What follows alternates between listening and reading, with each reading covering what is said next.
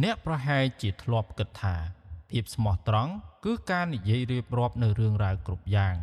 ប៉ុន្តែសូមជឿខ្ញុំចុះរឿងខ្លះបាននិយាយខុសកន្លែងជីវិតអាចនឹងផ្លាស់ប្ដូរឬប្រែប្រួលទិសដៅបាន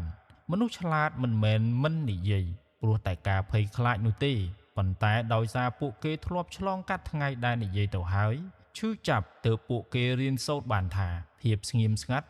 មានសុវត្ថិភាពជាងការពិត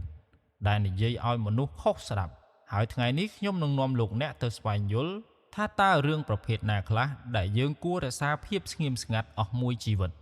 ទី1វិធីស្វែងរកប្រាក់ឬប្រភពចំណូលសម្ងាត់របស់ខ្លួនឯងមនុស្សដែលទទួលបានជោគជ័យពិតប្រាកដជាច្រើនអ្នកពួកគេច្រើនតែស្ងៀមស្ងាត់ជាងការនិយាយស្ដីពួកគេមិនអួតអាងមិនសម្ញែងនិងមិនចាំបាច់ប្រកាសប្រាប់គេឯងថាខ្លួនមានចំណូលមកពីណាឬរកប្រាក់បានប៉ុន្មាននោះទេព្រោះពួកគេដឹងច្បាស់ថាលុយកាក់មិនត្រូវការសម្លេងឡើយប៉ុន្តែវាត្រូវការសមាធិការស្វែងរកប្រាក់គឺជាដំណើរការខាងក្នុងដែលពោរពេញទៅដោយការព្យាយាមភាពបរាជ័យក្តីសង្ឃឹមតិចតួចនិងភាពឯកោដែលអ្នកដទៃមិនអាចមើលឃើញអ្នកដែលធ្លាប់ឆ្លងកាត់ចំណុចនេះនឹងដឹងច្បាស់ថាការអួតអាងមិនបានធ្វើឲ្យយើងមានបានជាងមុននោះទេប៉ុន្តែភាពស្ងប់ស្ងាត់ទៅវិញទេដែលធ្វើឲ្យយើងមានសមាធិគ្រប់គ្រាន់ក្នុងការបង្កើតចំណូលបានយ៉ាងបន្តបន្ទាប់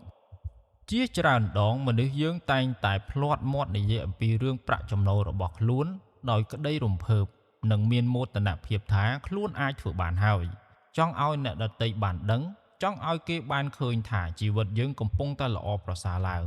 ប៉ុន្តែចំណុចនេះហើយដែលជាចន្លោះប្រហោងធ្វើឲ្យថាមពលចាប់ផ្ដើមលេចធ្លាយព្រោះភ្លាមដែលយើងនិយាយចេញទៅនោះយើងនឹងចាប់ផ្ដើមមានអារម្មណ៍ថាខ្លួនឯងជោគជ័យបាត់ទៅហើយខួរក្បាលនឹងបញ្ឆោតយើងឲ្យសម្រាកទាំងដែលផ្លូវត្រូវដើរទៅមុខទៀតនៅវែងឆ្ងាយម្យ៉ាងវិញទៀតវាថែមទាំងបើកឱកាសឲ្យអ្នកដទៃបានឃើញផ្លូវដើររបស់យើងដែលពេលខ្លះអ្នកស្ដាប់មិនមែនស្ដាប់ដើម្បីចូលរួមអបអរនោះទេតែស្ដាប់ដើម្បីតាមដានដើម្បីលួចចម្លងឬសូម្បីតែដើម្បីបំផ្លាញឱកាសដែលយើងគួរតែទទួលបានទើបវាសន្សំបាត់បង់ទៅយ៉ាងស្ងៀមស្ងាត់អ្នកដែលបើកកកាយពីប្រភពចំណូលច្រើនពេកច្រើនតែជួបផលវិបាកនៅថ្ងៃក្រោយដោយមិនដឹងខ្លួនព្រោះពិភពនៃការរកលុយគឺពោរពេញទៅដោយការប្រកួតប្រជែងហើយមិនមែនគ្រប់គ្នាសុទ្ធតែប្រើប្រាស់ឱកាសដោយមានសីលធម៌នោះទេ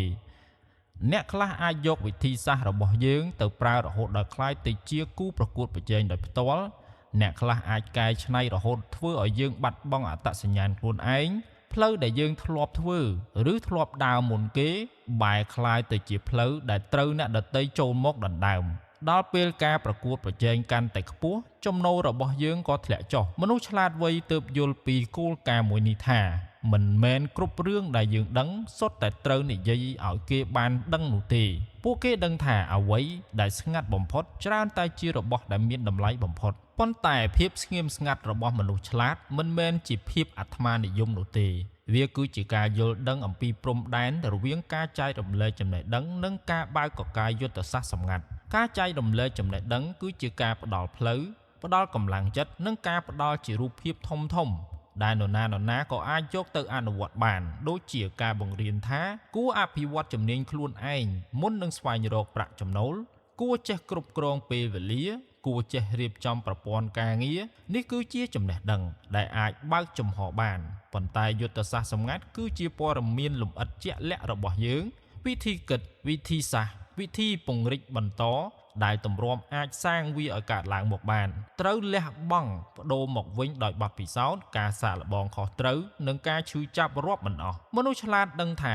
បើកកាយរឿងទាំងអស់នេះចេញក៏ស្មើនឹងលើកយកនៅអ្វីដែលខ្លួនឯងខំតស៊ូកន្លងមកឲ្យពិភពលោកបានដឹងដែលពួកគេមិនយល់ពីតម្លៃរបស់វាដោយឥតប្រយោជន៍វាប្រៀបដូចជាការធ្វើម្ហូបអញ្ចឹងយើងអាចប្រាប់អ្នកដទៃបានថាចូលធ្វើម្ហូបដោយយកចិត្តទុកដាក់ឬចូលជ្រើសរើសវត្ថុធាតុដើមឲ្យបានល្អប៉ុន្តែវិធីផ្សំគ្រឿងនិងរសជាតិដែលជាអត្តសញ្ញាណរបស់យើងនឹងមិនអាចដូចអ្នកណាឡើយហើយក៏មិនចាំបាច់ត្រូវប្រាប់អ្នកណាដែរព្រោះនោះហើយជាអ្វីដែលធ្វើឲ្យយើងប្លែកខុសពីគេមនុស្សឆ្លាតដឹងថាអាចកំបាំងហិរញ្ញវត្ថុក៏ដូចគ្នាដែរ កាន់តែនិយាយកាន់តែត្រូវគេលួចចម្លងកាន់តែបើកចំហ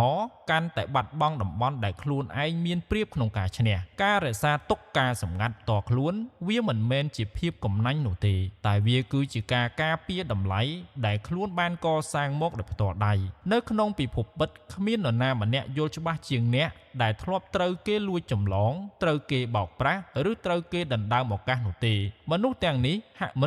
ហើយទើបយល់ស៊ីជម្រៅបានថារឿងខ្លះមិននិយាយចេញមកទើបមានតម្លៃព្រោះភ្លាមដែលយើងហើបមាត់និយាយចេញទៅយើងមិនអាចហៅវាមកវិញបានទៀតនោះឡើយអាចកំបាំងនៃប្រភពចំណូលគឺប្រៀបដូចជាគ្រាប់ពូជដែលយើងដាំនៅក្នុងសួនច្បារផ្ទាល់ខ្លួនបើយើងបើកទ្វារឲ្យមនុស្សពេញទាំងភូមិចូលមកបេះផ្លែឈើផងដែរនោះគ្រប់គ្នាប្រហែលជានឹងញញឹមដាក់យើងនៅថ្ងៃដំបូងប៉ុន្តែថ្ងៃបន្ទាប់សួនច្បាររបស់យើងនឹងនៅសល់តែភាពទទេស្អាតមិនខានប៉ុន្តែទោះជាយ៉ាងណាក្តីភាពស្ងៀមស្ងាត់ក៏មានតម្លៃរបស់វាដែលយើងត្រូវបង់ផងដែរអ្នកដែលធ្វើអ្វីនៅក្នុងភាពស្ងៀមស្ងាត់ច្រើនតែរស់នៅដោយភាពឯកោត្រូវជឿជាក់លើផ្លូវដើររបស់ខ្លួនឯងនៅក្នុងកម្រិតខ្ពស់មួយព្រោះគ្មាននរណាម្នាក់មើលឃើញគ្មានសម្លេងចាំទះដៃអបអរសាទរឲ្យគ្មាននរណាម្នាក់ប្រាប់ថាអ្នកឯងពូកែណាស់គឺមានតែភាពស្ងៀមស្ងាត់និងសម្លេងក្នុងចិត្តដែលប្រាប់ខ្លួនឯងថាត្រូវតស៊ូបន្តទៀតមនុស្សឆ្លាតទើបមិនស្ងៀមស្ងាត់ព្រោះភាពភ័យខ្លាចទេប៉ុន្តែស្ងៀមស្ងាត់ព្រោះយល់ច្បាស់អំពីរឿងទាំងអស់នេះពួកគេដឹងថាភាពជោគជ័យមិនត្រូវការសាក្សីគ្រប់ជំហាននោះទេគ្រាន់តែត្រូវការភាពរឹងមាំនៅក្នុងចិត្តខ្លួនឯងតែប៉ុណ្ណោះយ៉ាងណាមិញការលាក់ទុកប្រភពចំណូលជារឿងផ្ទាល់ខ្លួនមិនមែនមានន័យថាត្រូវបិទសិទ្ធិអ្នកដទៃនោះទេមនុស្សឆ្លាតមានវិធីការពារប្រាក់ចំណូលរបស់ខ្លួនប្រកបដោយសីលធម៌ពួកគេនៅតែអាចបន្តផ្ដល់ដំបូន្មានដល់អ្នកដទៃបានដោយមិនចាំបាច់លាតត្រដាងទាំងស្រុងដូចជាការប្រាប់ពីគន្លឹះទូទៅថាគួរចាប់ផ្ដើមពីអ្វីគួរសិក្សាពីអ្វីប៉ុន្តែនឹងមិនប្រាប់គ្រប់ជំហានលម្អិតនោះទេព្រោះដឹងថាគ្រប់គ្នាត្រូវតែដើរលើវិថីរៀងៗខ្លួនពួកគេមិននិយាយថាត្រូវធ្វើបែបណាដើម្បីឲ្យមានបានដូចខ្លួននោះទេប៉ុន្តែពួកគេនឹងនិយាយថាអ្វីដែលធ្វើឲ្យពួកគេមិនក្រគឺការចេះគិតចេះសន្សំចេះអត់ធ្មត់មនុស្សបែបនេះជាទូទៅមើលទៅស្ងប់ស្ងាត់ប៉ុន្តែរាល់សម្ដីគឺសុទ្ធតែមានថាមពលព្រោះវាបានឆ្លងកាត់ការបញ្ជាក់ការពិតរួចមកហើយការការពារចំណូលម្យ៉ាងទៀតគឺការរៀបចំប្រព័ន្ធលុយឲ្យដំណើរការជំនួសខ្លួនឯងមនុស្សឆ្លាតនឹងមិនយកពេលវេលាទាំងអស់ទៅប្ដូរលុយនោះទេប៉ុន្តែនឹងបង្កើតនៅអ្វីដែលអាចវិលជុំឲ្យចំណូលហូរចូលជាបន្តបន្ទាប់មិនដាច់ទោះបីជាមិនចាំបាច់ប្រាប់នរណាពួកគេក៏នឹងរស់នៅយ៉ាងសាមញ្ញតែរឹងមាំរំទុំមានអ្នកខ្លះសង្ស័យថាហេតុអ្វីបានជាគេអាចរស់នៅបានយ៉ាងសុខស្រួលប៉ុន្តែពួកគេមិនចាំបាច់ឆ្លើយតបឡើយព្រោះដឹងថាការបញ្យល់ទៅក៏គ្មានប្រយោជន៍អ្វីសម្រាប់អ្នកដែលនៅមិនទាន់ចាប់ផ្ដើមអនុវត្តដែរជាចុងក្រោយអាចកំបាំងហិរញ្ញវត្ថុរបស់មនុស្សម្នាក់គឺប្រៀបបីដូចជាពិភពលោកដ៏តូចមួយនៅក្នុងចិត្តដែលគ្មាននរណាម្នាក់ចាំបាច់ត្រូវដឹងរឿងទាំងអស់នោះទេព្រោះលុយមិនមែនជាឧបករណ៍វាស់ស្ទង់តម្លៃមនុស្សឡើយប៉ុន្តែវាគឺជាលទ្ធផលនៃវិធីគិតអ្នកដែលនិយាយច្រើនតែពឹងផ្អែកលើការទទួលស្គាល់ពីអ្នកដទៃដើម្បីបំពេញទំនុកចិត្តរបស់ខ្លួនឯងប៉ុន្តែអ្នកដែលស្ងៀមស្ងាត់ពួកគេមានទំនុកចិត្តពីខាងក្នុង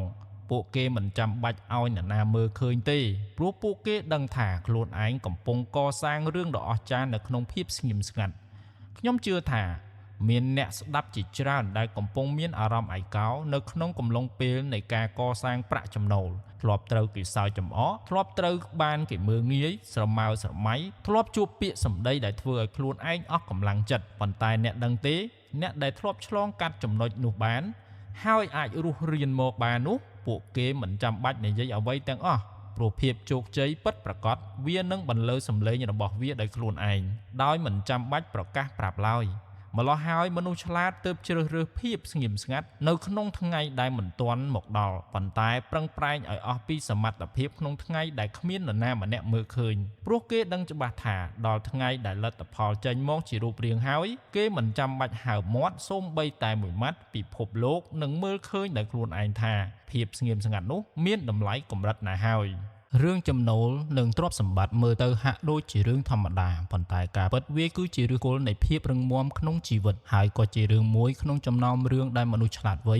នឹងមិននិយាយចេញមកតែផ្ដេសផ្ដាស់ដែរពួកគេដឹងថាភាពស្ងប់ស្ងាត់ក្នុងរឿងលុយកាក់មិនមែនប្រែថាគ្មាននោះទេប៉ុន្តែវាគឺជាការការពារនៅអ្វីដែលខ្លួនមានពីបញ្ហាដែលអាចនឹងកើតឡើងអ្នកខ្លះគិតថាការប្រាប់អ្នកដទៃថាយើងមានចំណូលប៉ុណ្ណេះឬមានទ្រព្យសម្បត្តិប៉ុណ្ណាវាមិនឃើញមានបញ្ហាអ្វីសោះប៉ុន្តែការពិតវាកំពុងតែបើកទ្វារឲ្យអ្នកដទៃចូលមកដឹងពីទំហំឯកជនភាពរបស់យើងហើយនោះហើយជាចំណុចដែលមានភាពស្មុគស្មាញចាប់ផ្ដើមកើតឡើងមនុស្សយើងមិនដូចគ្នាទាំងអស់នោះទេអ្នកខ្លះអាចចូលរួមត្រេកអរជាមួយនឹងភាពជោគជ័យរបស់យើងប៉ុន្តែក៏មានមិនតិចដែរដែលចាប់ផ្ដើមមានអារម្មណ៍ច្រណែនឈ្នានីសនិងចង់បានអ្វីដែលយើងមានដោយមិនបានសម្ដែងចេញមកចំការនិយាយពីរឿងចំណូលអាចคล้ายទៅជាគំនូសភ្លើងតូចមួយដែលដាស់អារម្មណ៍ទាំងអស់នោះឲ្យធ្វើការនៅក្នុងចិត្តអ្នកដទៃដោយយើងមិនដឹងខ្លួនមនុស្សឆ្លាតយល់ថាការបើកបង្ហាញចំណូលមិនមែនតែងតែជាការបង្កើតកម្លាំងចិត្តជានិច្ចនោះទេពេលខ្លះវាគឺជាការបង្កើតសម្ពាធដល់ខ្លួនឲ្យដោយមិនចាំបាច់កាន់តែនិយាយច្រើនកាន់តែមានគេតាមដានកាន់តែអួតអាងកាន់តែមានអ្នករងចាំមើលកំហុសលុះដល់ថ្ងៃមួយដែលចំណូលធ្លាក់ចុះឬជួបគ្រាធ្លាក់កោតមនុស្សទាំងនោះនឹងមិនអាណិតអាសូរអ្នកទេតែនឹងយកទៅនិយាយបន្តយើងនឹងជាមនុស្សបរាជ័យព្រោះយើងធ្លាប់ជាអ្នកអួតក្អេងក្អាងប្រាប់គេឯងថាមានទ្រព្យឬមានលុយច្រើនដូច្នេះហើយអ្នកឆ្លាតទើបជ្រើសរើសរក្សារឿងលុយកាក់ទុកតែឯងមិនមែនព្រោះតែខ្លាចនោះទេព្រោះតែដឹងថាការរស់នៅបែបស្ងាត់ៗគឺជាសុវត្ថិភាពជាងការរស់នៅដើម្បីបញ្ជាក់អ្វីមួយឲ្យអ្នកដទៃឃើញសាក់លបងស្រមៃមើលប្រៀបដូចជាយើងមានប្រអប់កំណប់មួយអញ្ចឹងខាងក្នុងពោពេញទៅដោយរបស់មានតម្លៃបើយើងបើកបង្ហាញនៅចំពោះមុខមនុស្សច្រើនប្រកាសណាស់ថារមែងមានទាំងអ្នកសរសើរនិងអ្នកចង់បានប៉ុន្តែបើយើងបិទប្រអប់នោះឲ្យជិតហើយទុកនៅក្នុងកន្លែងមួយដែលមានសុវត្ថិភាពអ្នកដទៃនឹងគ្មានផ្លូវដឹងឡើយថានៅខាងក្នុងមានអ្វីខ្លះនោះហើយគឺជាគោលការណ៍របស់មនុស្សឆ្លាតគេមិនបើកបង្ហាញទ្រព្យសម្បត្តិមិនមែនព្រោះតែលោភលន់ឬមិនចង់ឲ្យអ្នកដទៃដឹងនោះទេប៉ុន្តែដោយសារគេយល់ច្បាស់ពីធម្មជាតិរបស់មនុស្សថាសេចក្តីច្រណែនសេចក្តីលោភលន់សូម្បីតែការរំពឹងទុកពីមនុស្សជុំវិញខ្លួនសុទ្ធតែជារបស់ដែលធ្វើឲ្យធ្លាក់ចុះនៅថាមពលចិត្តយ៉ាងស្ងៀមស្ងាត់ការរក្សាទិន្នន័យហិរញ្ញវត្ថុគឺជាការសម្ងាត់នៅជួយការពារបញ្ហាក្នុងរយៈពេលវែងបានច្រើនទៀតផងដូចជាបញ្ហាការត្រូវគេខ្ចីលុយផ្ទួនដោយក្រែងចិត្តមិនហ៊ានបដិសេធបញ្ហាមនុស្សចិត្តស្និទ្ធចាប់ផ្ដើមរំពឹងឲ្យយើងជួយទាំងដែលគេខ្លួនឯងមិនគិតពឹងផ្អែកលើខ្លួនឯងឬសូម្បីតែបញ្ហាផ្លូវជំនួញដែលអាចនឹងកើតឡើងដោយសារត្រូវគេមើលឃើញថាមានលុយច្រើនរហូតត្រូវគេកេងប្រវ័ញ្ចការមិនបើកចំហទើបคล้ายទៅជាខែលការពារជីវិតធ្វើឲ្យយើងចាយវាយលុយកាក់បានយ៉ាងឯករាជ្យដោយមិនចាំបាច់ខ្វល់ខ្វាយថានឹងមានគេតាមសម្លឹងមើលម្យ៉ាងទៀតដែលមនុស្សឆ្លាតយល់ច្បាស់នោះគឺប្រាក់មានថាមពលម្យ៉ាងដែលផ្លាស់ប្ដូរទំនាក់ទំនងដោយមិនដឹងខ្លួនមនុស្សដែលធ្លាប់ស្មោះត្រង់អាចចាប់ផ្ដើមសង្ឃឹមផលប្រយោជន៍មនុស្សដែលធ្លាប់តែមើលឃើញយើងស្មើភាពគ្នាអាចចាប់ផ្ដើមមានការប្រៀបធៀបបើយើងប្រាប់នរណាម្នាក់ថាយើងមានប៉ុន្មានគេនឹងចាប់ផ្ដើមគិតថាជីវិតយើងងាយស្រួលជាងជីវិតគេទាំងដែលគេមិនបានដឹងទាល់តែសោះថានៅពីក្រោយភាពជោគជ័យទាំងអស់នោះត្រូវលះបង់ប្ដូរ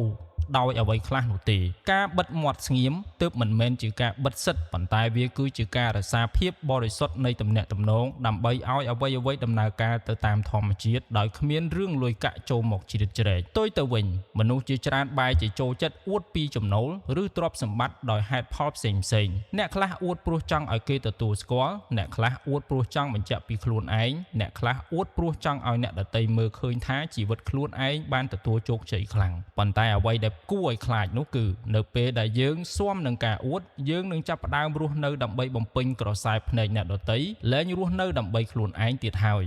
នៅពេលដែលចំណូលធ្លាក់ចុះឬឋានៈមិនដូចដើមយើងនឹងមានអារម្មណ៍ដូចជារលំរលាយពិភពលោកទាំងមូលព្រោះយើងបានចងតម្លៃរបស់ខ្លួនឯងទៅនឹងចំនួនទឹកលុយនៅក្នុងក្រសែភ្នែកអ្នកដទៃរួចបាត់ទៅហើយមនុស្សឆ្លាតទើបជ្រើសរើសមិនប្រកួតប្រជែងជាមួយនឹងនរណាព្រោះគេដឹងច្បាស់ថាភាពមានបានដ៏ពិតប្រាកដគឺសេចក្តីស្ងប់ចិត្តមិនមែនជាតួរលេខទឹកប្រាក់ក្នុងគណនីនោះទេការគ្រប់គ្រងទ្រព្យសម្បត្តិដោយប្រុងប្រយ័ត្នទើបគួរចាប់អារម្មណ៍ពីការស្គាល់ខ្លួនឯងមុននឹងគិតបើកបង្ហាញឲ្យអ្នកដទៃដឹងព្រោះគ្មាននរណាម្នាក់យល់ពីតម្រូវការហិរញ្ញវត្ថុរបស់យើងបានល្អជាងខ្លួនយើងនោះទេអ្នកខ្លះរកប្រាក់បានច្រើនប៉ុន្តែចំណាយមិនចប់ព្រោះមិនយល់ពីគោលដៅនៃជីវិតរបស់ខ្លួនឯងអ្នកខ្លះមានតិចប៉ុន្តែគ្រប់គ្រងបានល្អព្រោះយល់ស៊ីជម្រៅថាសេចក្តីសុខរបស់ខ្លួន មិនបានស្ថិតនៅលើការមានបានច្រើននោះទេប៉ុន្តែស្ថិតនៅលើការពេញចិត្តនិងការប្រើប្រាស់របស់វាឲ្យមានតម្លៃមនុស្សឆ្លាតនឹងចាប់ផ្ដើមដោយការសួរខ្លួនឯងថាតើប្រាក់ដែលយើងមាននៅពេលនេះឆ្លើយតបទៅនឹងជីវិតយើងហើយឬនៅបើនៅទេក៏កែសម្រួលបើមានច្រើនពេកគាត់ចាត់ចែងឲ្យមានប្រយោជន៍បើមិនចាំបាច់ដោយមិនចាំបាច់ឲ្យនរណាទទួលដឹងឮឡើយគ្រាន់តែយើងដឹងថាខ្លួនឯងកំពុងដើរត្រូវផ្លូវក៏គ្រប់គ្រាន់ទៅហើយភាពរឹងមាំផ្នែកហិរញ្ញវត្ថុមិនចាំបាច់ត្រូវមកព្រមជាមួយនឹងនរណាឬដើម្បីអួតអាងអ្នកណាឲ្យឃើញនោះទេយើងអាចកសាងវានៅក្នុងភាពស្ងប់ស្ងាត់ចាប់ផ្ដើមពីការចំណាយដោយមានសតិបែងចែកប្រាក់ជាមូលនិធិផ្សេងដូចជាមូលនិធិសង្គ្រោះបន្ទាន់មូលនិធិវិនិយោគមូលនិធិសម្រាប់អនាគតនិងមូលនិធិសម្រាប់ផ្លូវចិត្តលុយនីមួយៗសុទ្ធតែមានតួនាទីរបស់វាមនុស្សឆ្លាតនឹងមិនចាយលុយទាំងអស់នោះដើម្បីសេចក្តីសុខមួយឆាវទេប៉ុន្តែនឹងប្រើប្រាស់មួយផ្នែកដើម្បីកសាងប្រព័ន្ធឲ្យលុយធ្វើការជំនួសខ្លួនឯងពួកគេមិននិយាយថាខ្ញុំមានលុយទេប៉ុន្តែទង្វើរបស់ពួកគេនឹងស្ថាបនាឋានៈឡើងយ៉ាងរឹងមាំម្ដងបន្តិចបើសាកល្បងប្រៀបធៀបឲ្យងាយយល់គឺដូចជាការដាំដើមឈើអញ្ចឹងដើមឈើដែលលូតលាស់លឿនពេកព្រោះត្រូវពន្លឺថ្ងៃខ្លាំងច្រើនតែស្រពោនទៅវិញលឿនប៉ុន្តែដើមឈើដែលលូតលាស់យឺតនៅក្នុងម្លប់ឫសរបស់វានឹងចាក់ជ្រៅរឹងមាំនិងរស់នៅបានយូរអ្នកដែលអួតពីភាពមានបានច្រើនតែប្រៀបបីដូចជាដើមឈើលូតលាស់លឿនតែឫសរាក់ចំណែកឯអ្នកនៅស្ងៀមស្ងាត់ហើយរៀបចំប្រព័ន្ធហិរញ្ញវត្ថុរបស់ខ្លួនយ៉ាងរឹងមាំគេក៏គឺជាអ្នកដែលកំពុងកសាងឫសចាក់ចូលទៅក្នុងដីយ៉ាងជ្រៅរាល់ពេលដែលពិភពលោកញាប់ញ័រពួកគេនឹងមិនរំជួលឬរលំងាយៗឡើយចុងក្រោយមនុស្សឆ្លាតនឹងដឹងថាអាចកំបាំងនៃភាពរឹងមាំផ្នែកហិរញ្ញវត្ថុមិនមែនជាការប្រាប់នរណាថាយើងមានប៉ុន្មាននោះទេប៉ុន្តែគឺជាការដឹងថាយើងគួរប្រើប្រាស់វាយ៉ាងណាដើម្បីឲ្យឆ្លើយតបទៅនឹងជីវិតយើងបានច្រើនបំផុតគេមិនចាំបាច់អួតទេព្រោះដឹងថាសេចក្តីសុខមិនបានស្ថិតនៅក្នុងក្រសែភ្នែកអ្នកដទៃប៉ុន្តែវាស្ថិតនៅក្នុងភាពស្ងប់ក្នុងចិត្តពេលអង្គុយសម្លឹងមើលជីវិតខ្លួនឯងយ៉ាងស្ងៀមស្ងាត់ថ្ងៃនេះយើងមានការស្កប់ស្កល់ហើយនៅអ្វីដែលខ្លួនមានហើយយើងនៅតែអាចជួយសង្គ្រោះអ្នកដទៃបានដោយមិនចាំបាច់ប្រកាសប្រាប់អ្នកណាឡើយនោះហើយគឺជាភាពមានបានដ៏ពិតប្រាកដហើយជាហេតុផលដែលមនុស្សឆ្លាតនឹងមិននិយាយរឿងចំណូលឬទ្រព្យសម្បត្តិរបស់ខ្លួនប្រាប់នរណាឡើយព្រោះគេមិនចង់បានឲ្យអ្នកណាដឹងថាគេមានប៉ុន្មានគេគ្រាន់តែចង់ឲ្យខ្លួនឯងដឹងថាគេរស់នៅយ៉ាងរឹងមាំនិងមិនធ្វើឲ្យអ្នកណាពិបាកក៏គ្រប់គ្រាន់ណាស់ទៅហើយទី3ចំណុចខ្សោយឬកំហុសឆ្គងរបស់ខ្លួនឯងរឿងចំណុចខ្សោយឬកំហុសឆ្គងរបស់យើងគឺជារឿងដែលមនុស្សគ្រប់រូបសុទ្ធតែមានគ្មាននរណាម្នាក់ល្អឥតខ្ចោះនោះទេប៉ុន្តែអ្វីដែលខុសគ្នានោះគឺអ្នកខ្លះប្រើចំណុចខ្សោយធ្វើជាគ្រូចំណែកខ្លះទៀតបែរជាប្រើវាធ្វើជាអន្ទាក់បំផ្លាញខ្លួនឯងដោយមិនដឹងខ្លួនការស្គាល់ខ្លួនឯងគឺជារឿងសំខាន់ប៉ុន្តែការស្គាល់ពីមនុស្សដែលយើងនឹងបើកចិត្តចំហចិត្តជាមួយក៏សំខាន់មិនចាញ់គ្នាដែរព្រោះការបើកបង្ហាញចំណុចខ្សោយឲ្យមនុស្សដែលមិនអាចទុកចិត្តបានគឺប្រៀបបីដូចជាយើងហុចកំបិតទៅឲ្យជនចម្លែកហើយសង្ឃឹមថាគេនឹងមិនយកវាមកចាក់យើងដែលនៅក្នុងជីវិតពិតវាមិនងាយស្រួលបែបនោះឡើយជាញឹកញាប់ដែលមនុស្សយករឿងចំណុចខ្សោយរបស់ខ្លួនទៅនិយាយព្រោះតែចង់បានការយោគយល់ចង់បានកម្លាំងចិត្តឬគ្រាន់តែចង់រំសាយអារម្មណ៍ប៉ុន្តែការពិតនៃពិភពលោកនេះគឺមិនមែនគ្រប់គ្នាសុទ្ធតែយល់ពីអ្វីដែលយើងចង់ជួបក្នុងបែបផែនដែលយើងរំពឹងទុកនោះទេអ្នកខ្លះស្ដាប់ដើម្បីជួយតែអ្នកខ្លះស្ដាប់ដើម្បីចង់ចាប់កំហុសអ្នកខ្លះស្ដាប់ដើម្បីយកទៅប្រើប្រាស់និងអ្នកខ្លះទៀតស្ដាប់ដើម្បីយកទៅនិន្ទាបន្តនៅពេលដែលយើងមិននៅអ្នកដែលនៅមិនទាន់ចេះញែកឲ្យដាច់គ្នាថាអ្នកណាគួរស្ដាប់អ្នកណាមិនគួរស្ដាប់ច្រើនតែត្រូវឈឺចាប់ដោយសារតែការបើកចិត្តខុសមនុស្សខុសកន្លែងការបើកកកាយរឿងដែលជ្រៅកំបាំងពេកជាមួយនឹងមនុស្សដែលមិនអាចទុកចិត្តបានប្រៀបដូចជាការបើកទ្វារផ្ទះចោលដោយមិនដឹងថាភ្ញៀវចូលមកដោយបំណងល្អឬអាក្រក់ព្រោះនៅពេលដែលគេឃើញនៅអ្វីៗនៅខាងក្នុងហើយថ្ងៃណាមួយប្រសិនបើមានចំនួនឬអអន់ស្រពន់ចិត្តនឹងគ្នារឿងរ៉ាវទាំងនោះនឹងអាចคล้ายទៅជាអាវុធត្រឡប់មកចាក់ដោតយើងយ៉ាងងាយស្រួលការចែករំលែករឿងផ្ទាល់ខ្លួនឬការបរាជ័យមិនមែនជារឿងខុសឆ្គងនោះទេប៉ុន្តែត្រូវដឹងថាតើត្រូវនិយាយជាមួយនរណាទើបមានសុវត្ថិភាពមនុស្សដែលស័ក្តិសមនឹងដឹងរឿងរ៉ាវទាំងអស់នេះគឺជាមនុស្សដែលមានបំណងល្អពិតប្រាកដដូចជាមនុស្សនៅក្នុងគ្រួសារដែលយល់ពីយើងឬមិត្តភ័ក្តិដែលឆ្លងកាត់ការបញ្ជាក់ចិត្តគ្នាមកជាយូរឆ្នាំមនុស្សទាំងអស់នេះនឹងស្ដាប់ដោយមិនវិនិច្ឆ័យសេចក្តីនិងមិនយករឿងរបស់យើងមកធ្វើជាឧទាហរណ៍ដើម្បី ដើម្បីលើកដង្កើងខ្លួនឯងឲ្យខ្ពស់ជាងឡើយផ្ទុយទៅវិញការនិយាយពីរឿងបរាជ័យប្រាប់មនុស្សដែលយើងមិនទាន់ស្គាល់ចិត្តអាចនឹងធ្វើឲ្យគេចាប់ផ្ដើមសម្លឹងមើលយើងដោយក្រសែភ្នែកដែលផ្លាស់ប្ដូរពីធ្លាប់គោរពคล้ายទៅជាមើលងាយពីធ្លាប់ស្មើភាពគ្នាคล้ายទៅជាភាគីម្ខាងទៀតចាប់ផ្ដើមគិតថាយើងអន់ជាងគេព្រោះនៅក្នុងអនុសម្បជញ្ញៈរបស់មនុស្សច្រើនតែឲ្យតម្លៃទៅលើរូបភាពខាងក្រៅមុខមាត់កិត្តិយសច្រើនជាងការពិតការបើកកកាយរឿងផ្ទាល់ខ្លួនដោយមិនចាំបាច់ទើបជាការកាត់បន្ថយតម្លៃរបស់យើងដោយអចេតនាអ្វីដែលមនុស្សជាច្រើនតែងតែយល់ច្រឡំគឺភាពខុសគ្នារវាងការបើកចំហចិត្តនិងការបើកឱកាសឲ្យអ្នកដទៃបំពេញការបើកចំហចិត្តគឺជាការទំនាក់ទំនងដោយសេចក្តីស្មោះត្រង់ដើម្បីឲ្យកើតមានការយោគយល់នៅក្នុងកម្រិតភាពជាមនុស្សដូចជាការព្រមទទួលស្គាល់ថាយើងនៅមិនទាន់ពូកែគ្រប់គ្រាន់ប៉ុន្តែត្រៀមខ្លួនរួចជាស្រេចក្នុងការរៀនសូត្រឬការនិយាយពីកំហុសឆ្គងដែលយើងចង់កែលម្អនេះគឺជាការបើកចំហចិត្តដោយមានសតិដែលវាបង្កើតនៅទំនាក់ទំនងនិងភាពកក់ក្ដៅរវាងមនុស្សនិងមនុស្សប៉ុន្តែការបើកឱកាសឲ្យអ្នកដទៃបំពេញគឺជាការនិយាយពីរឿងរ៉ាវស៊ីជម្រៅហួសពីតម្រូវការរហូតធ្វើឲ្យភាគីម្ខាងទៀតបានដឹងពីចំណុចខ្សោយរបស់យើងយ៉ាងល្អិតល្អន់ហើយអាចយកវាមកធ្វើជាចំណុចតវ៉ាឬគៀបសង្កត់យើងនៅពេលក្រោយឧទាហរណ៍ការប្រាប់អ្នកដទៃថាខ្លួនឯងខ្លាចការត្រូវគេស្ដីបន្ទោសលុះដល់ថ្ងៃមួយគេយកចំណុចនោះមកគៀបសង្កត់យើងធ្វើឲ្យយើងយល់ព្រមតាមដោយមិនហ៊ានបដិសេធព្រោះគេដឹងថាយើងមិនចូលចិត្តការទាស់ទែងនៅក្នុងជីវិតពិតភាពគួរឲ្យទុកចិត្តមិនបានកើតចេញពីការបង្ហាញភាពល្អឥតខ្ចោះគ្រប់ពេលវេលានោះទេប៉ុន្តែកើតចេញពីការដឹងថាតើរឿងណាគួរនិយាយរឿងណាមិនគួរនិយាយការលាក់លៀមរឿងខ្លះទុកសម្រាប់ខ្លួនឯងមិនមែនជាការបិទបាំងទេប៉ុន្តែវាគឺជាការសាងសង់នៅព្រំដែនដ៏មានសុវត្ថិភាពមួយអ្នកដែលនិយាយរឿងគ្រប់យ៉ាងចេញមកដោយខ្លួនឯងងាយច្រើនតែមើលទៅដូចជាមនុស្សស្មោះត្រង់នៅពេលដំបូងប៉ុន្តែក្នុងរយៈពេលវែងបែរជាមើលទៅមិនរឹងមាំព្រោះមនុស្សជុំវិញខ្លួននឹងចាប់ផ្ដើមមានអារម្មណ៍ថាគេមិនអាចគ្រប់គ្រងអារម្មណ៍ខ្លួនឯងបានផ្ទុយទៅវិញអ្នកដែលចេះជ្រើសរើសនិយាយតែរឿងចាំបាច់និងនិយាយរឿងណាមួយបង្កើតឲ្យទៅជារូបភាពដ៏គួរឲ្យទុកចិត្តបានដោយខ្លួនឯងគេអាចនឹងមិននិយាយច្រើនប៉ុន្តែរាល់ពាក្យសម្ដីគឺមានទម្ងន់នោះហើយគឺជាអ្វីដែលធ្វើឲ្យមនុស្សឆ្លាតវៃច្រើនតែមើលទៅមានភាពរឹងមាំទោះបីជាគេខ្លួនឯងក៏មានចំណុចខ្សោយដូចតែអ្នកដទៃក៏ដោយគ្រាន់តែគេជ្រើសរើសគ្រប់គ្រងវានៅក្នុងភាពស្ងប់ស្ងាត់មួយប៉ុណ្ណោះ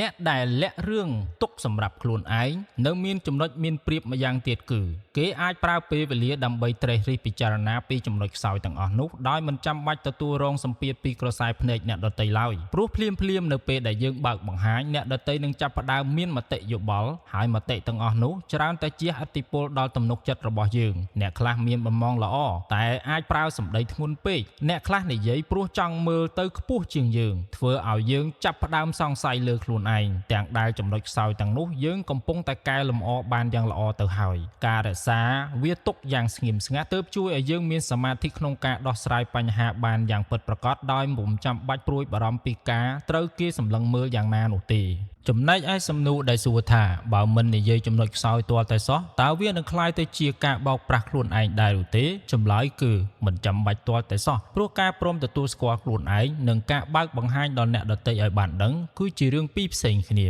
ការព្រមទទួលស្គាល់គឺជាការស្មោះត្រង់នៅក្នុងចិត្តថាយើងនៅតែអភិវឌ្ឍនៅលើចំណុចនេះប៉ុន្តែការបង្ហាញគឺជាការហុចឱកាសឲ្យអ្នកដទៃមកកាត់ក្តីឲ្យយើងទៅវិញទេមនុស្សឆ្លាតនឹងជ្រើសរើសការព្រមទទួលស្គាល់ជាមួយខ្លួនឯងដោយស្ងប់ស្ងាត់រួចចាប់ផ្ដើមរៀបចំផែនការកែលម្អជាបន្តបន្ទាប់ឧទាហរណ៍បើដឹងថាខ្លួនឯងខ្ជិលក៏នឹងរៀបចំប្រព័ន្ធឲ្យខ្លួនឯងមានវិន័យកាន់តែខ្លាំងដោយមិនចាំបាច់ប្រកាសប្រាប់អ្នកណាឡើយបើដឹងថាខ្លួនឯងមិនពូកែខាងទំនាក់ទំនងក៏អាចហ្វឹកហាត់រៀននិយាយហ្វឹកហាត់ស្ដាប់ម្ដងបន្តិចម្ដង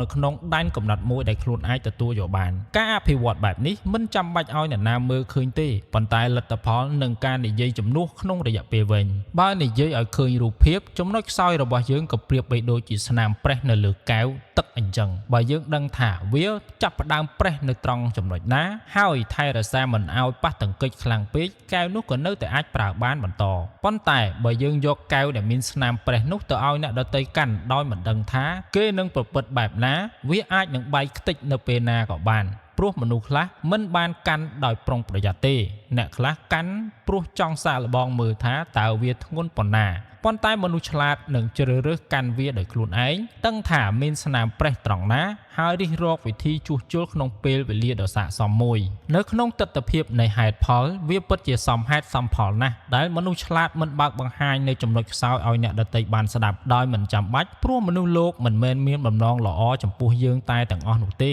ការបើកបង្ហាញគឺជាការបន្ថែមនៅអថេរភាពដល់ជីវិតដែលយើងមិនអាចគ្រប់គ្រងបានឡើយថាអ្នកស្ដាប់នឹងយកព័ត៌មាននោះទៅប្រើប្រាស់បែបណាការរក្សាទុកគឺជាការកាត់បន្ថយហានិភ័យសម្រាប់ខ្លួនឯងហើយការកែលម្អក្នុងភាពស្ងប់ស្ងាត់គឺជាការកសាងនូវភាពរឹងមាំដ៏ពិតប្រាកដព្រោះនៅពេលដែលយើងស្គាល់ចំណុចខ្សោយហើយអាចគ្រប់គ្រងវាដោយខ្លួនឯងបានថ្ងៃណាមួយយើងនឹងលែងភ័យខ្លាចទៀតហើយជាចុងក្រោយមនុស្សឆ្លាតនឹងមិនបោកប្រាស់ខ្លួនឯងថាគ្មានចំណុចខ្សោយនោះទេគេព្រមទទួលស្គាល់ថាមានហើយរៀនសូត្ររស់នៅជាមួយនឹងវាដោយការយល់ដឹងគេមិននិយាយពីវានៅចំពោះមុខអ្នកដទៃព្រោះដឹងថាមិនមែនគ្រប់គ្នាសុទ្ធតែមើលឃើញតម្លៃនៃភាពស្មោះត្រង់នោះទេគេជ្រើសរើសភាពស្ងប់ស្ងាត់មិនមែនដើម្បីបិទបាំងតែដើម្បីការពារហើយនៅក្នុងភាពស្ងប់ស្ងាត់នោះឯងគេកំពុងតែរីកចម្រើនលូតលាស់រឹងមាំនិងមានស្ថិរភាពពីខាងក្នុងដោយពុំចាំបាច់ឲ្យនរណាម្នាក់មកទទួលដឹងឮឡើយទី4បរាជ័យនៅក្នុងអតីតកាលរឿងរ៉ាវខ្លះក្នុងជីវិតវាមិនមែនរ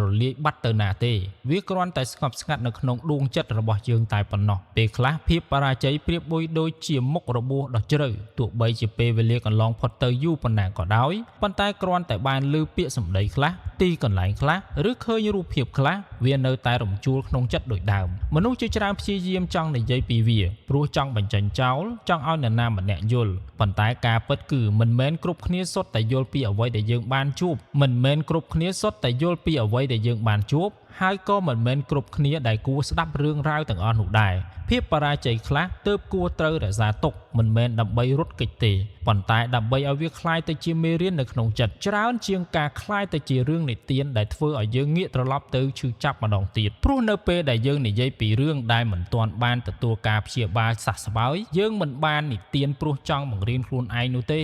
យើងនិទានព្រោះចង់ឲ្យនរណាម្នាក់និយាយថាខ្ញុំយល់ពីអ្នកឬមិនអីទេណាប៉ុន្តែពេលដែលមិនទទួលបានចម្លើយបែបនោះយើងបែរជាមានអារម្មណ៍ឈឺចាប់ផ្ទួនហាក់បីដូចជាយើងកំពុងបើកមុខរបួសដែលមិនទាន់ជាសះស្បើយល្អឲ្យអ្នកដទៃមើលឃើញរួចសង្ឃឹមថាគេនឹងជួយបិទមុខរបួសឲ្យយើងប៉ុន្តែអ្នកខ្លះបែរជាយកចង្អុលដៃមករកចាក់ពីលើដោយមិនដឹងខ្លួន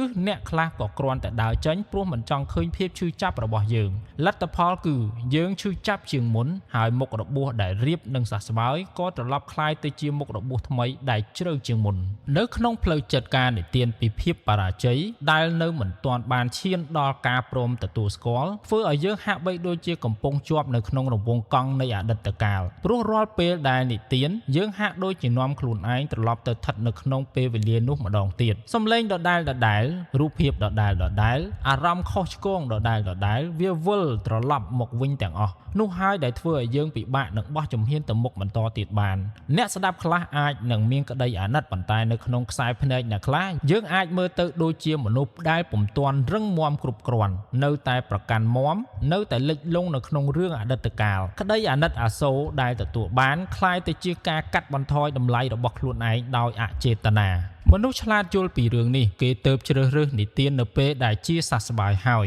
មិនមែននិទាននៅក្នុងគណៈពេលដែលកំពុងឈឺចាប់នោះឡើយព្រោះនៅពេលដែលជាសះស្បើយហើយយើងនឹងសម្លឹងមើលឃើញអតីតកាលពីជ្រុងមួយដែលខ្ពស់ជាងមុនយើងនឹងលែងមានអារម្មណ៍ថាខ្លួនឯងជាជនរងគ្រោះទៀតហើយប៉ុន្តែនឹងមើលឃើញថាវាគឺជាកំឡុងពេលមួយនៃការរីកចម្រើនយើងនឹងអាចនិយាយបានដោយទឹកដមសម្លេងស្ងប់ស្ងាត់មិនមែនញាប់ញ័រអួលណែនដើមកនោះទេយើងនឹងនិទានបានដោយខ្សែភ្នែកដែលយល់ពីសច្ចធម៌មិនមែនដោយទឹកភ្នែកហើយអ្វីដែលអ្នកស្ដាប់នឹងទទួលបានមិនមែនជាក្តីអាណិតប៉ុន្តែវាគឺជាកម្លាំងចិត្តភាពខុសគ្នារវាងការនិទានដើម្បីរៀនសូត្រនិងការនិទានព្រោះនៅមិនទាន់ព្រមទទួលស្គាល់នៅអតីតកាលគឺស្ថិតនៅត្រង់នេះឯងការនិទានដើម្បីរៀនសូត្រគឺជាការមើលឃើញតម្លៃនៃរឿងដែលធ្លាប់ខុសកន្លងមកយើងនិទានព្រោះចង់ចែករំលែកដើម្បីកុំឲ្យនរណាម្នាក់ត្រូវឆ្លងកាត់ភាពឈឺចាប់ដូចយើងប៉ុន្តែការនិទានព្រោះនៅមិនទាន់ព្រមទទួលស្គាល់អតីត តកាលច្រើនតែពោពេញទៅដោយអារម្មណ៍បន្ទោសខ្លួនឯងបន្ទោសអ្នកដទៃឬស្វែងរកយុត្តិធម៌ពីរឿងដែលបានបញ្ចប់ទៅហើយ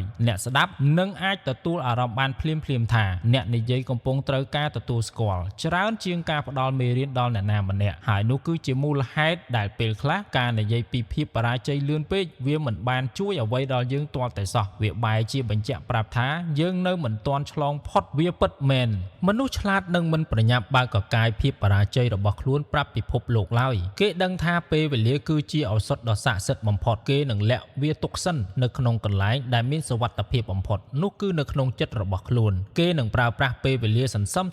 ធ្វើការយល់ដឹងជាមួយវាសន្សំស្វែងរកអត្ថន័យនៅក្នុងអ្វីដែលបានកើតឡើងលុះដល់ថ្ងៃដែលបេះដូងរឹងមាំគ្រប់គ្រាន់ហើយគេនឹងមិននិទានពីរឿងឈឺចាប់នោះទេប៉ុន្តែគេនឹងនិទានថាតើភាពឈឺចាប់បានបង្រៀនអ្វីខ្លះដល់គេព្រោះគេដឹងថាពិភពលោកនេះមិនបានត្រូវការស្ដាប់អ្នកណាម្នាក់ឈឺចាប់កម្រិតណានោះទេតែចង់ដឹងថាតើមនុស្សម្នាក់ក្រោកឈរឡើងវិញដោយរបៀបណាសាកស្រមោលមើលថាពេលយើងដួលហើយមានរបួសយើងមិនចាំបាច់បង្ហាញឲ្យអ្នកណាឃើញថាឈាមហូរត្រង់ណានោះទេប៉ុន្តែយើងគួរតែព្យាបាលឲ្យជាសះស្បើយរួចសឹមចេញមកនិទានពីវិធីព្យាបាលប្រាប់អ្នកដទៃទើបជាការប្រសើរការលាក់ទុកនៅរឿងរ៉ាវនៅក្នុងបេះដូងមិនមែនជាភាពទន់ខ្សោយនោះទេប៉ុន្តែវាគឺជាការគោរពខ្លួនឯងយើងមិនចាំបាច់ឲ្យអ្នកណាដឹងថាពេលមួយយើងធ្លាប់ភ្លាត់ស្នៀតយ៉ាងណានោះទេសូមត្រឹមតែយើងដឹងថាគេនោះបានធ្វើឲ្យយើងរឹងមាំជាងមុនប៉ុណ្ណាវាជាការគ្រប់គ្រាន់ណាស់ទៅហើយព្រោះការពិតគឺមិនមែនគ្រប់គ្នាសុទ្ធតែចង់ឃើញរឿងរីកចម្រើននោះទេ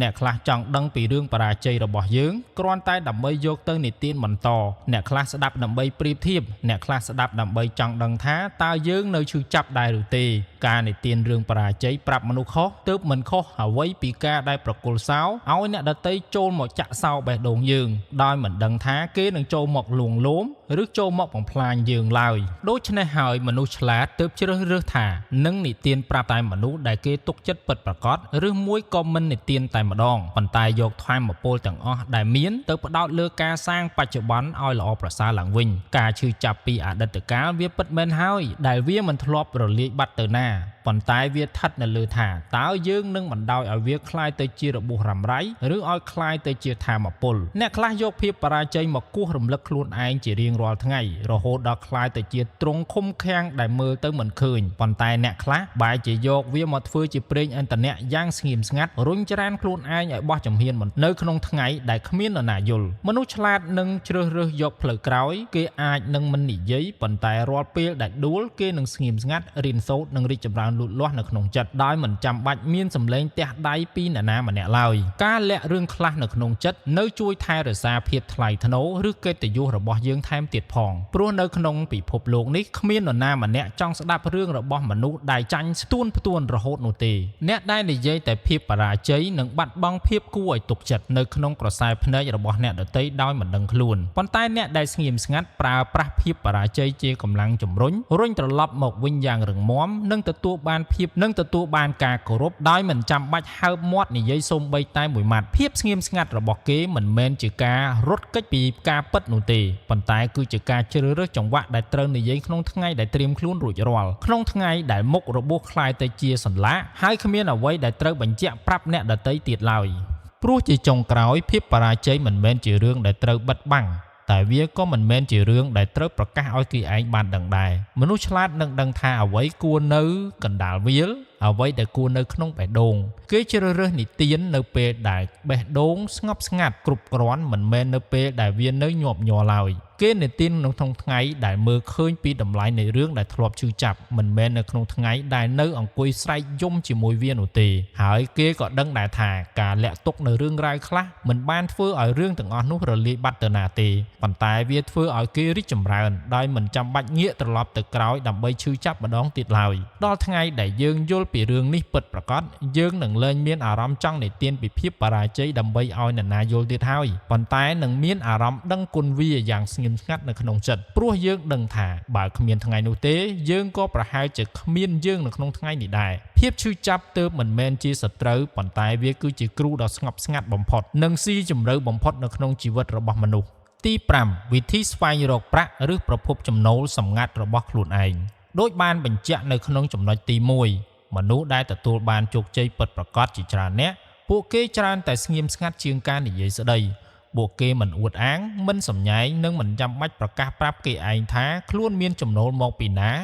ឬរកប្រាក់បានប៉ុន្មាននោះទេព្រោះពួកគេដឹងច្បាស់ថាលុយកាក់មិនត្រូវការសម្លេងឡើយប៉ុន្តែវាត្រូវការសមាធិការស្វែងរកប្រាក់គឺជាដំណើរការខាងក្នុងដែលពោរពេញទៅដោយការព្យាយាមភាពបរាជ័យក្តីសង្ឃឹមតូចតាចនិងភាពឯកោ